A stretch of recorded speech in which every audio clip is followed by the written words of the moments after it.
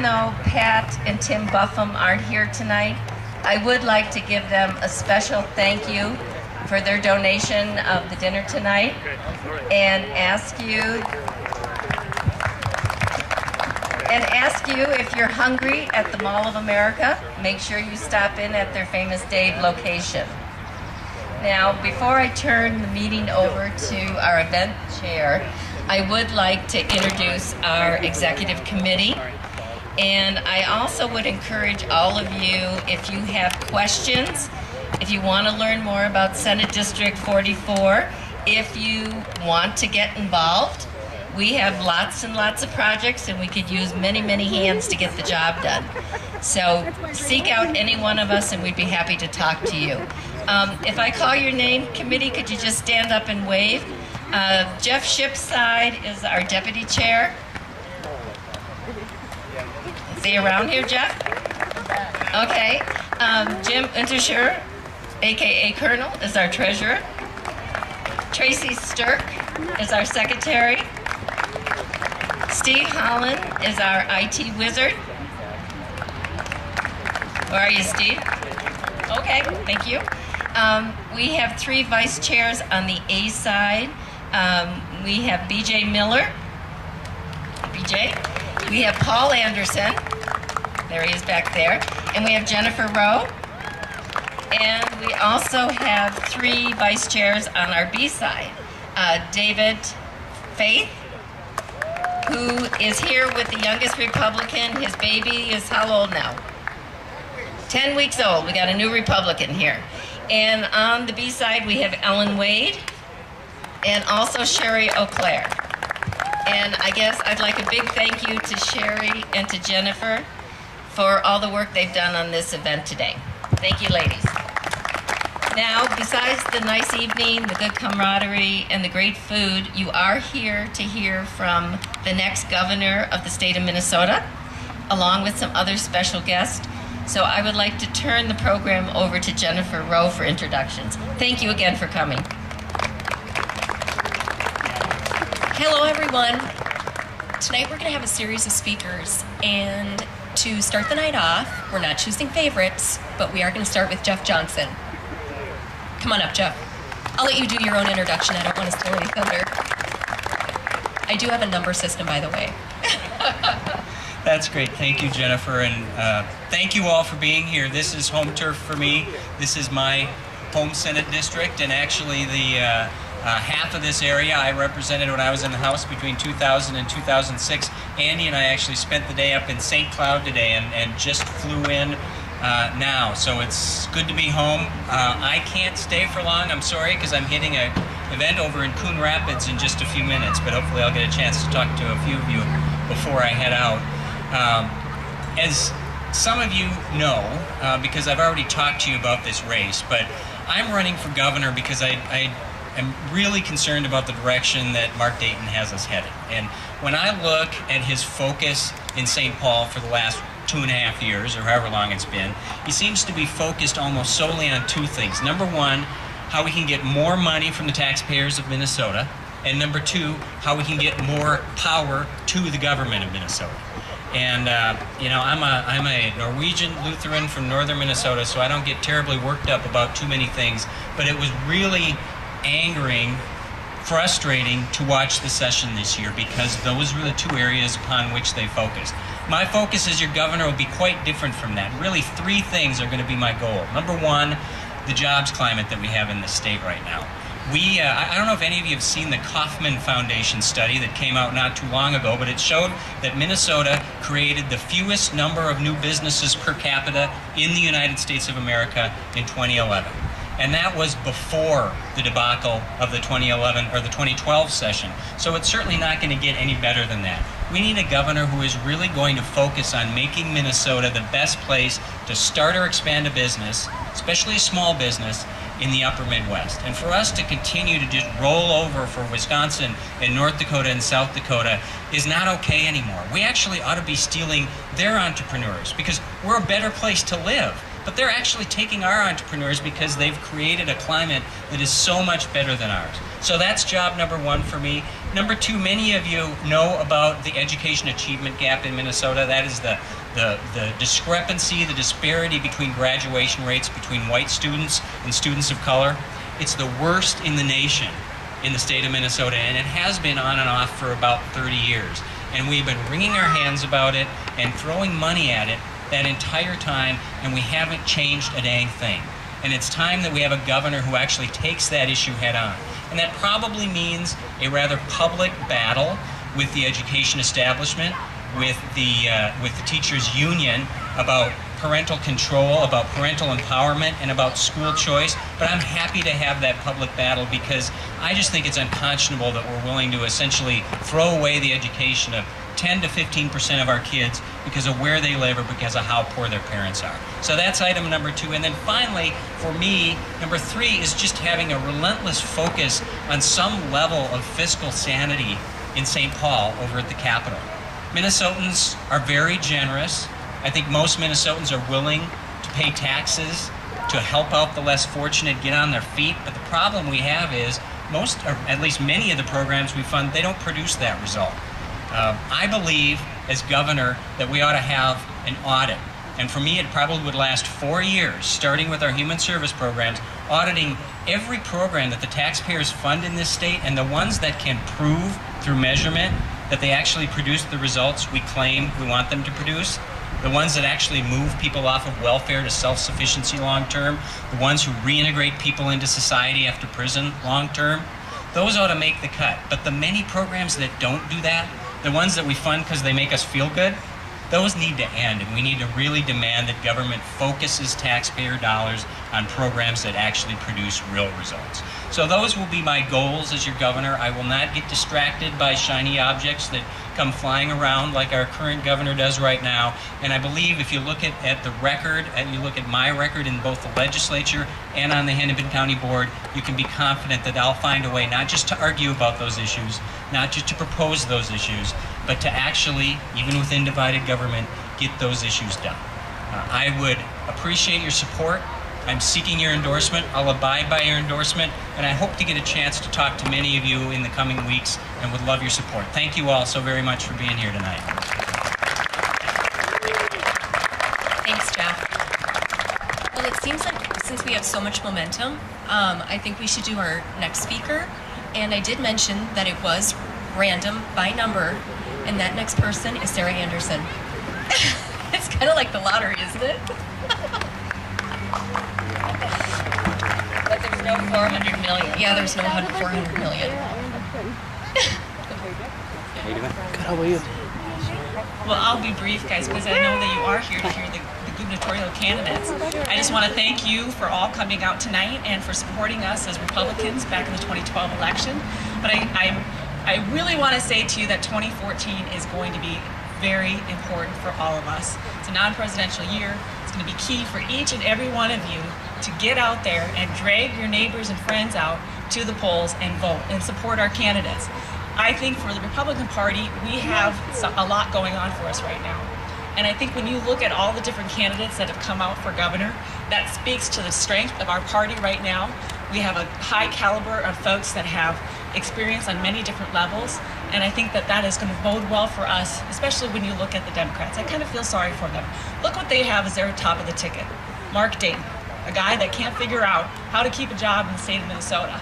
Instead of trying to keep the ones that are here, he's out shopping in other states trying to bring them here. And I think that speaks to the problems that we have at the state level. I'm not going to kid you, this last year was very difficult at the legislature. Democrats control everything, House, the Senate, and the governor's office. And I think it shows why we need to have balance in government, because they ran wild with it. In particular, a lot of you have asked me tonight about the child care unionization issue. That is the biggest overreach I have ever seen in my life. These are private business owners that they are trying to unionize against their will. And even the ones that don't want to join the union, they are going to be forced to pay fair share union dues, which will be as much as 85% of the regular union dues that will go into the union coffers. So as much as you can support those small business owners, that is key as well, because if they don't stop that here, every small business owner in the state of Minnesota is going to be subject to possible unionization by the Democrats in the House, in the Senate, and the governor's office. So if that doesn't scare you, I don't know what will. But thanks again for coming tonight. Thanks to all the gubernatorial candidates. We also have some U.S. Senate candidates here. Thanks for coming and seeing the good Republicans here in Plymouth and in the Wayzata, Minnetonka area. So thanks for coming out. Great. Thanks, Sarah. The next on the list is Dave Thompson.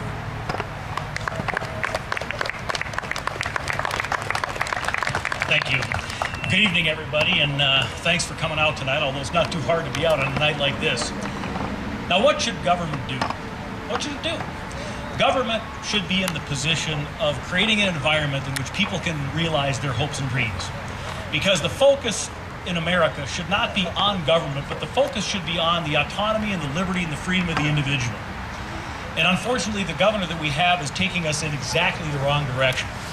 Now, a few of you have noticed my North Dakota shirt on tonight, and that may seem odd for a guy campaigning here in Minnesota, but I will tell you that my daughter goes to the University of North Dakota, and when your daughter gives you a shirt, it becomes kind of one of your favorites, so you're going to have to forgive me. But anyway, how many of you here have a son or a daughter in college or late in high school? How many have it? All right. Well, as you can see, I do too. I've got a son that's going to be a senior at Lakeville South, plans to also go to UND because he wants to be a commercial pilot. Now, I would like them to end up back in Minnesota. But the only way that's going to happen, really, is if this is the place where the jobs are. If this is the place that's happening and we've got a growing economy and a thriving economy.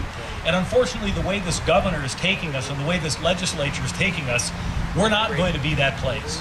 So what does that mean? How do we achieve the things that we all want to achieve? Well, first and foremost, we regard ourselves as a country that provides equality of opportunity. And we think here in Minnesota, we're probably better at that than most other states. But the fact of the matter is, equality of opportunity is not real if everyone doesn't have access to a good education. And unfortunately, the recipe for the DFL over the years has been, well, if we've got a struggling school, let's put another $25 a year per student on the formula and see if we can fix that. And it hasn't worked. The fact of the matter is we need school choice. I spent some time out in Washington talking with the Cato Institute about the best way to do it. I'm a believer that we should use tuition tax credits. So we need to be bold on education. We don't want to be just a little bit more than they're doing and doing all of the same things. Secondly, we've got to create that economy where there are jobs for people, the kinds of jobs that they want to do. Now, why is that important? Well, I really believe that whether you're in Minnesota or anywhere else in the United States, or for that matter, the world, people have one thing in common, and that's that they desire a certain set of things. They want the freedom, the liberty, the ability to pursue their dreams, do the things that they want to do in life without somebody getting their way. They want the ability to master something, which means they have to get an education. And they want the ability to feel a sense of purpose. And the way that we do that, as I said, is with a good education, followed up by the opportunity to get a job, to have a career that allows you to support yourself and a family, hopefully get your kids moved forward in life so that they have an opportunity that's better than your own, and the ability to be self-sufficient in retirement. I am here to tell you I do not believe the leftist idea that what we need to do is just give people stuff. People, it crushes their spirit. What lifts people's spirit and lifts people up is providing for them an opportunity to be all that they can be.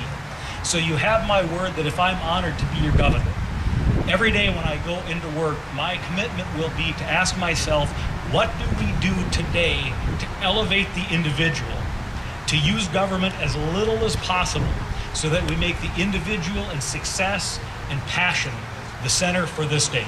I'm Dave Thompson. I would love your support for governor. It would be an honor to serve you, and thank you for having me here tonight. Thanks so much, Dave. Next on our agenda is Kelly Fenton.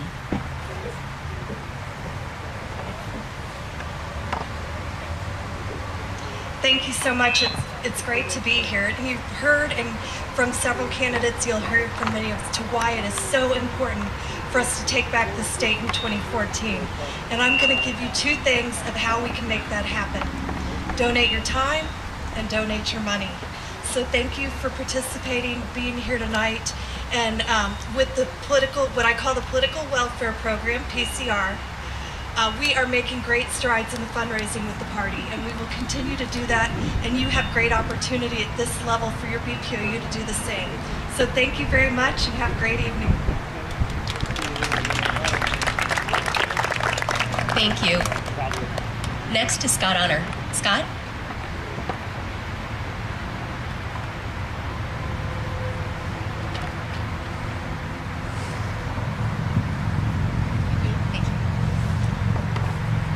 Good evening. I'm a businessman. I'm not a politician. When I was born in Fridley, my parents lived in a trailer park. My father became an airline pilot, and we moved to Minnetonka and then to Mound, where I went to Mound Westonka High School. It was pretty neat having a dad who was a pilot, but when I was in high school, he lost his job. Braniff Airways went bankrupt. That created some hardship for our family. He then went on and started a boat lift making company, so he was an entrepreneur at heart. Still working? Can you hear me back there? Yeah, okay. He started a boat lift manufacturing business, so when I was in high school, I worked there after school and on weekends, welding and running around the state putting in boat lifts. That business ultimately failed, as my dad said. He had not finished college, so that was a pretty expensive finish to his college education. I learned a lot from that. And that created a further challenge for the family. But we got through it. During that same time, I became an Eagle Scout, was involved in my school, played sports, was editor of our school paper, went to Boys State, and I ended up putting myself through college. I worked a whole variety of jobs. During the summer, I worked out at Lord Fletcher's, started picking up trash in the morning, went on the next summer to become a dock boy and then a bartender. Out at college, I worked in the horse stables, where I got up at 5:30 every morning and shoveled horse manure. I'm sure I'd be able to put that skill to work in St. Paul. And I went on to earn an MBA and then pursue a career in business. And over the last 20 years, I've spent my time in the business of fixing businesses. We've bought, the firm that I helped build and grow, bought about 60 companies over the last decade. We raised about $4 billion of equity from state pension plans and endowments, created about $1 billion of gains for those pensioners, and we fixed those 60 companies. And just a quick example, we bought a company in Cosmopolis, Washington 2 years ago. It was a shut-down pulp mill owned by Weyerhaeuser. We bought the business, restarted the mill, created 200 direct jobs in that town. And we did that by taking private sector expertise and applying it in a way that made that economy better and created jobs in that town. And I also started a couple companies. Started a company right over here at the Carlson Center in 1999, a company called Yapstone, that today is the largest company in the country providing payment services to the apartment industry. Think of it as PayPal for apartment owners. So I understand what's going on in the private sector here. And as I've watched what's unfolded in our state, I've become incredibly alarmed with the direction in which we're heading. I think everyone here today probably feels the same way, otherwise you wouldn't be here. But it's time that we do something about it. And I tell you, when I watched our party have control of the legislature and the Senate, and even with our control of the party, still spend more in the year after we took control than the year before, I thought, well, what the heck's going on here? Where's the real leadership that we need to get the state back on track? I didn't see it. And so I decided to take a sabbatical from my business career, and with the support of my family and my wife Jamie and our 3 kids, who are young, they're 11, 10, and 5, we decided that we would focus ourselves to making this state the excellent state we know it to be, and really transform the direction on which we're headed. And I think you hear the different candidates and you hear ideas presented by our party, and they sound similar, and for good reason. They're good conservative ideas. And I think we all share these principles. It's not enough just to have the ideas. We need a leader that knows how to get the job done. And that's what I'm here to do. I've spent my career being an effective leader and knowing how to cut through the BS to get done what needs to get done.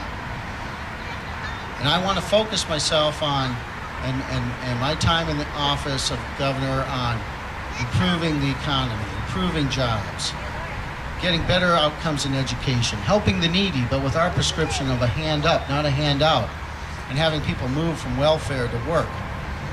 I know that I've got the skills to get this done, and I need everyone's support to come behind me to lead the state to where we know it can go. And so I appreciate having the chance to meet you tonight. I'm going to wander around and hopefully have a chance to chat with everyone. And if I miss you, you can find out more about me at www.honorforgovernor.com. And I look forward to getting your feedback, hearing your questions, and working together to make this state better. Thanks so much.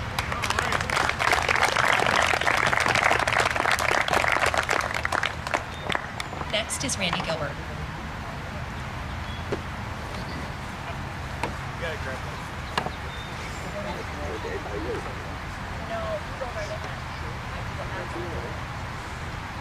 Thanks, everyone. My name is Randy Gilbert, and like Jeff said, I kind of feel like I'm at home. With redistricting, 44 took half of 33, so there's a lot of friendly faces here that used to be on the board with me over there, Tracy and everybody else.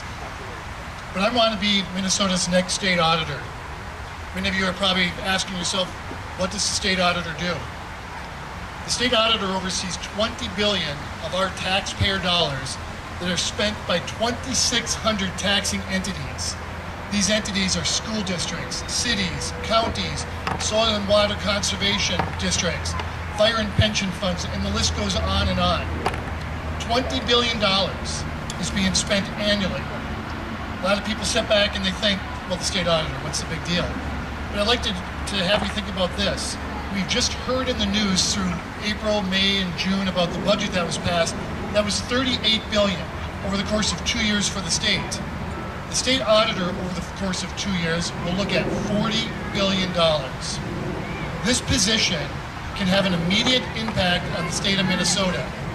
If elected, I don't have to wait for the governor to approve for anything. I don't have to wait for representatives or senators to approve for me of doing anything. I, as your state auditor, can get in and start asking questions of the city of Minneapolis, the school district of Duluth, the city of St. Paul. And trust me, there are problems abound in these entities that I just talked about. I'm a little nervous that the state of Minnesota does not realize that this is the case, because there is not much news coming out of the state auditor's office. And I think that's partially because of the fact that our current state auditor is a biology teacher. Now, I understand that she is a wonderful person. I have not personally met our current state auditor, but a biology teacher. The state of Minnesota deserves more than that. I'm an accountant. I graduated from the University of Minnesota Duluth. After graduation, I started working for a company called KPMG Pete Mark, the world's largest accounting firm. From there, I went to work for McGladdery, and then I went into the private sector, and I was a controller and a CFO. Started my own companies, and I had rental businesses and a tree removing company and tile business. So I learned what it was like to sign the front of the check and not just the back of the check. I took that toolbox of skill sets that I developed and became mayor of Long Lake. Long Lake at the time when I took over was in financial straits. Every year we were raising our budget 5, 8, 10%, and everyone said that's just the way it happens. We managed to reduce the budget. We managed to get Long Lake off of LGA. They still receive LGA, but it was no longer an integral part of our budget to make things happen. People were saying it couldn't happen, and I showed them that cities can get by without LGA. I want to take this same skill set, be your state auditor, show these 2,600 entities across the state of Minnesota that there is a better way of doing business, and I want to show you how. So I'm asking you today for a little help. My budget is not like the gubernatorial budgets where I get to spend a lot of money. I have a very limited amount of money that I get to spend. So I'm going to need to rely on Facebook and on Twitter. And many of you are my friends out there on Facebook, and many of you follow me on Twitter. But if you haven't, here's what I ask of you today. Please go out to gilbertforauditor.com and click on the Twitter feed and follow me. go out to Facebook and go to Gilbert for Auditor and like my page. And when I tweet, please tweet it back out. When I Facebook, please share that with your people so we can start getting this message out, because the people of Minnesota are underinformed right now. I want to get into St. Paul, turn the lights back on in the state auditor's office, and shine the lights on the books so Minnesota knows what's happening to their tax dollars. Thank you so much. Thanks, Randy. Next is Julianne Ortman.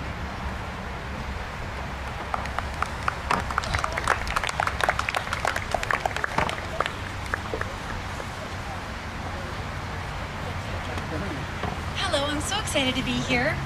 I just announced on Saturday that I'm running for the United States Senate. And thank you, I appreciate that. Let me just introduce myself. My name is Julianne Ortman. I live in Chanhassen with my husband, Ray Ortman. We've been married for what we say is 48 years, which is his 24 and my 24. And we have 4 children. They are 22, 21, 19, and 15. And let me just ask any of you, if you serve in the military or have family members that serve in the military, yes? Can we acknowledge those that have served our country? Thank you. The reason I ask is I'm so very proud of my oldest son, Raymond Ortman, who is private first class, Raymond Ortman, and he is studying Chinese at the Defense Language Institute, and he will be a cryptologic linguist. I'm so proud of him because I believe one of the greatest threats to our national security is our debt to China. And we need young men and women like Raymond Ortman that are going to serve us overseas.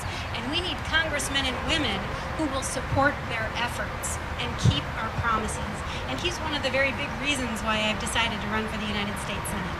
But a little bit more about my family. I have served in the state legislature for the last 12 years. Prior to that, I was a Carver County Commissioner. And when I first became a Minnesota State Senator, I was invited to go to the governor's State of the State address. And I sat in the Minnesota House chamber, and I brought as a special guest William Ortman, my son, who was 9 years old at the time. And he was so excited to be there, and he was so excited to meet Governor Pawlenty, who invited us into the retiring room after the speech. And so William had been with me all day, and we went into the retiring room, and I introduced him to Lieutenant Governor Molnau, and I introduced him to the Secretary of State, and all of the officials were there as they were waiting for Governor Pawlenty. And here's William Ortman, 9 years old. He'd met everybody. He'd been with me all day. He was kind of on the tired side, as you can imagine. With my 9-year-old son, he'd been wearing his suit and being very polite all day long, but it was starting to wear on him. Finally, when Governor Pawlenty and his wife came to talk to us, and I introduced William to Governor Pawlenty, Governor Pawlenty, very funny, he leans down, he said, "You know, your mom's a state senator." William says, "Yeah, I know." The governor says, "Well, if she doesn't like what I do in the Senate, she can retaliate against me." And Mary Pawlenty said, "Tim." And the whole room was dead silent. What's William gonna say, right? Here's this 9-year-old kid, and the governor just said, "Your mom can retaliate against me in the Senate if she doesn't like what I do." William did not miss a beat. He looked around the room, looked at the governor, and said, "She just got done saying that out in the hall." One of the best things about having served at the state capitol is having involved my children in the work that I do. And when we walked out of that retiring room, I love this line, I asked William Ortman, I said, "Okay, well, what did you think about the State of the State address?" And he looked at me, again, didn't miss a beat, and he said, "Well, I'm sure glad he agrees with me about that no new tax thing." And so I've been working on those tax issues. William's been learning with me, as have the rest of my family. And I was fortunate enough in 2011 and 12 to serve as the chair of the Senate Tax Committee, the first Republican to do so in 40 years.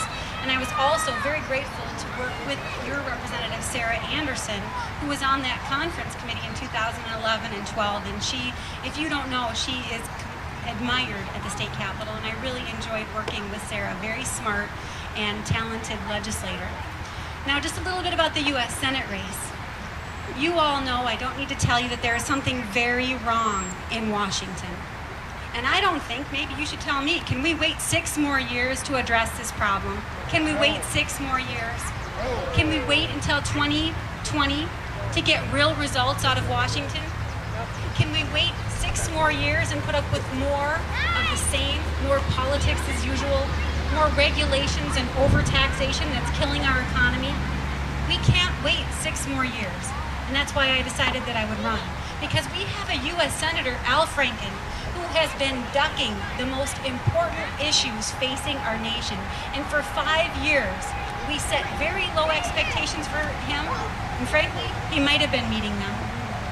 Very low expectations. We should expect more from our United States Senate than what we've gotten from Al Franken. You all know we have a $17 trillion national debt and no way to pay for it. We have overspending and we have borrowing to pay for it. We have a Federal Reserve that is spending $85 billion every month in economic stimulus to prop up our economy. $85 billion a month. That is the equivalent of our entire budget for the state of Minnesota for almost 5 years, and they spend it every month. I can tell you, I don't think that we need any more bailouts from Washington.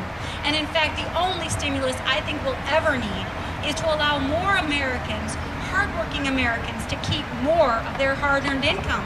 Because we know they'll invest it more wisely than government every single day of the week. Am I right? And they'll get a better return on the investment. We need to trust ourselves to grow the economy. We don't need government solutions. What we need are people that are empowered themselves to make very wise decisions on behalf of their families. And we need somebody in Washington that has a stronger connection to you and me, the people of Minnesota that are working hard every single day to support our families, to build our businesses, to pay our taxes, pay our bills, and save for our children's future, and ask for God's blessings on our efforts. We need more Minnesota in Washington and less Washington in Minnesota.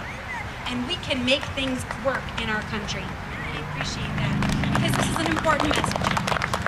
I'll say it again, we need more Minnesota in Washington, right? And less Washington in Minnesota. We'll get it right. So with that, I ask you for your support in the upcoming election. I'm going to be working really hard, I promise, but I need you all to be my board of advisors.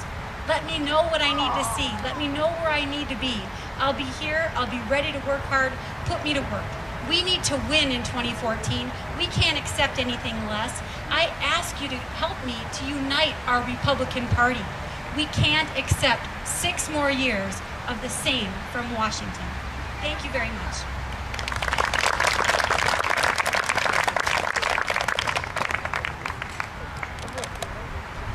Well, next on the agenda is going to be Kim Zellers. But before she comes up, it is her birthday. I mean, can you think of anything else you'd rather do on your birthday? So let's all sing. I'm not going to sing into the microphone. Happy birthday to you. Happy birthday to you. Happy birthday to you. Happy birthday to you. And your real gift is coming tonight. It better be. My husband's been gone all day. Well, thank you so much for being here tonight. As you know, I'm Kim Zellers, and Kurt would be here tonight. He sends his greetings. He is up north meeting with delegates, but wanted me to tell you that he's looking forward to meeting with all of you at the Senate District 44 Gala coming up, and also your monthly BPOUs this fall. As I said before, I'm Kim Zellers. Kurt and I have been married for 11 years. We have 2 kids, Reagan and Will. Reagan is very active in dance. Will is just as active in hockey. And you know, we're a middle-class family.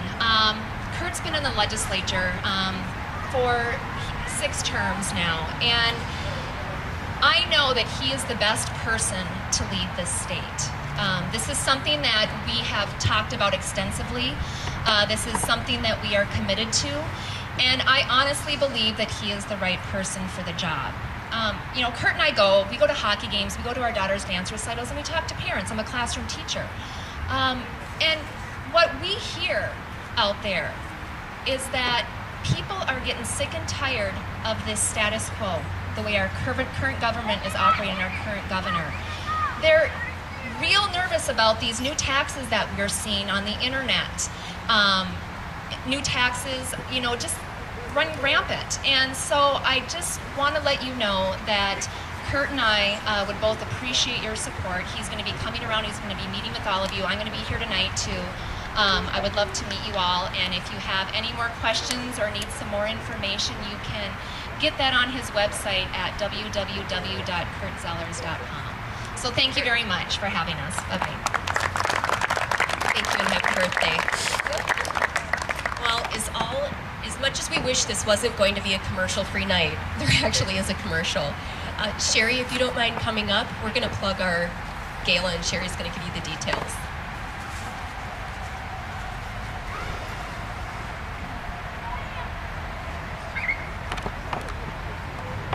Okay, so you've all seen my beautiful signs that I was up really late last night putting together, promoting our Senate District 44 Gala at the Medina Country Club on October 10th. We would love to see as many of you there as possible, in addition to speak with friends of yours to come to the gala as well. We obviously hope to see every candidate that we see here this evening, in addition to some more, to be at the gala and to speak to everyone. The tickets are normally $50 per person. You can sponsor a table of 8 for $350 and a table for 10 for $450. But here's the commercial part. If you buy them tonight, you can get 10% off. I've already purchased my table of 10. Thought I would take advantage of the 10% off, and so you can buy your tickets right over here with Jim. In addition, we also have a silent auction at the gala, and we would welcome any items that you would all like to donate as an individual, not as a business owner, but as an individual, to donate some items that we can put in the silent auction. So don't knock anybody over as you're running to meet with Jim and open up your checkbook and write checks for the gala. Thank you. Great, thanks, Sherry. Well, we do have a couple speakers left, and next is Brian Grogan.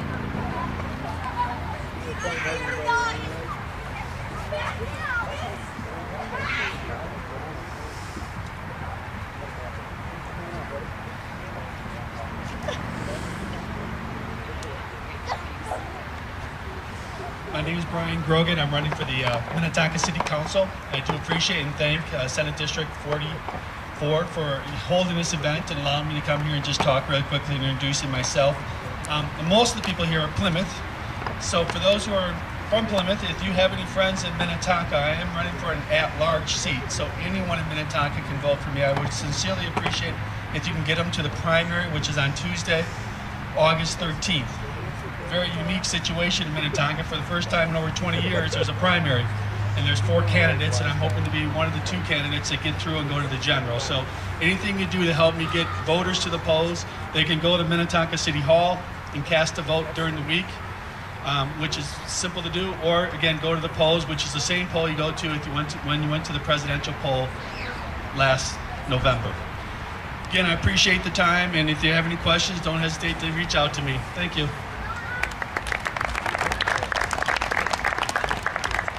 Jerry Hurtas.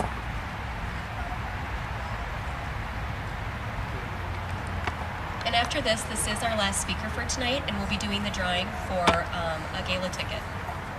You need to be present to win. I've got 25 entries. Well, good evening, folks. I'm Jerry Hurtas, and I'm the state representative from Senate District 33. And I'm happy to come over and lend support, and I hope you'll be doing the same for us very soon. Norma, we have a wine tasting on August 22nd, I think. And Norma left. All right. So I hope that you'll take the opportunity to come and drink some wine with SD43. You know, yesterday I read a tweet from the left, and it said that the government's not out of money until the people are. That's just a tragic statement.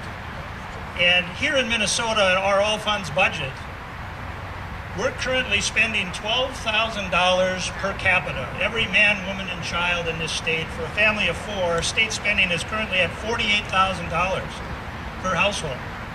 So we've heard from other candidates tonight, and I totally agree. Before we start raising taxes, before we just start throwing money at the problem, we need to really operate government in a lean and efficient manner to make sure that we're delivering the best product, the best service to all of our constituents and the hardworking families of Minnesota. It's really been a trouble and an experience coming down to St. Paul this last session. What we learned with the monolithic DFL control is that without divided government, there simply is no compromise.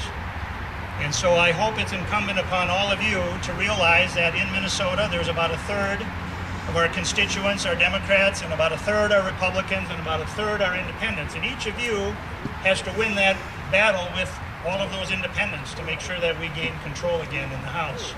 We simply have to take one branch of government back to make sure that there is reason and that there is compromise. Because we've seen the overreach, we've seen the broken promises from Governor Dayton in the entire campaign. It was always about the wealthiest are going to pay more, but we've really seen what happens, everybody's paying more. And I serve on the Education Finance Committee, and one of the interesting things I learned was that over the last 20 years, we have committed $1 billion to integration funding with no longitudinal studies that shows that it's done any good. There's really been no productivity. For 20 years, we've just continued to do the same thing. Now, we have a commitment to education in Minnesota. That's not a Democrat issue. It's not a Republican issue. We believe that it is important to have a good education to get a great job. But let me ask you this. We can commit all the money we want to produce the world's greatest workforce. That was the rhetoric. But what good will it do if there are no jobs here? We're driving all of the jobs out of Minnesota. And we need to change that. We need to make Minnesota a competitive place. And I hope that all of you will help make sure that Republicans gain control and bring some common sense back to St. Paul. Thank you very much.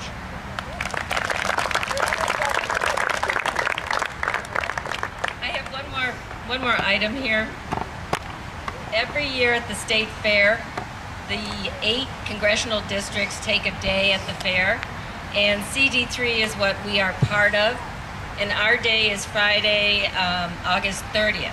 If anybody's interested in working at the Republican booth at the fair, I have a sign-in sheet here if you'd like to just sign in on your way before you leave tonight. Thank you.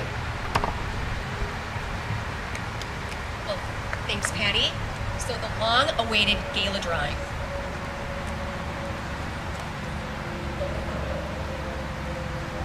Okay, you saw that I didn't look, right?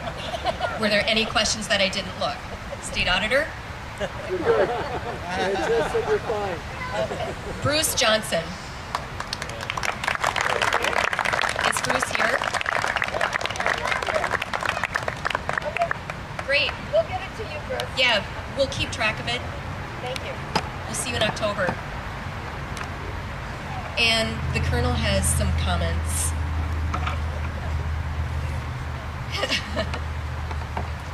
Most of you saw me when you registered. I'm Jim Unterseer. I'm the treasurer for SD44. You can only imagine what a treasurer is doing up here. I'm going to ask you to be willing to contribute more. What I'd like to talk about briefly, you heard Kelly mention it in her little talk, is something called the Minnesota Political Contribution Refund. If you haven't already received something in the mail, tonight would be a really good chance for you to contribute to SD44, because any contributions you make to any political party unit, political party or candidate between 1 July and 31 December this year, $50 per individual, $100 per family will be refunded to you by the state of Minnesota. I have the receipt forms if you're wanting to write a check tonight. I have the forms you need to file with the state of Minnesota that can help you get that done tonight. But just remember, during this year, 1 July to 31 December, up to $50 for a family filing a joint return, you can receive a refund. The forms say the refund will come in 4 to 6 weeks after you send it in. You don't have to wait till the end of the year. If you write me a check tonight for $50, we'll get the form to you and send it in tomorrow. But just a plea to you, if you have some dollars that you'd like to see go to candidates or go to good use here in the Senate District, I have those forms at my table also. I'll be looking forward to seeing you, and I'll try to hold off the stampede as you buy your gala tickets and bring me money for the PCR. There's no messing with the Colonel. So, one There's plenty of Famous Daves if anyone has not eaten or would like to eat again. Otherwise, this concludes the program portion, and feel free to mingle. Thank you for your support today.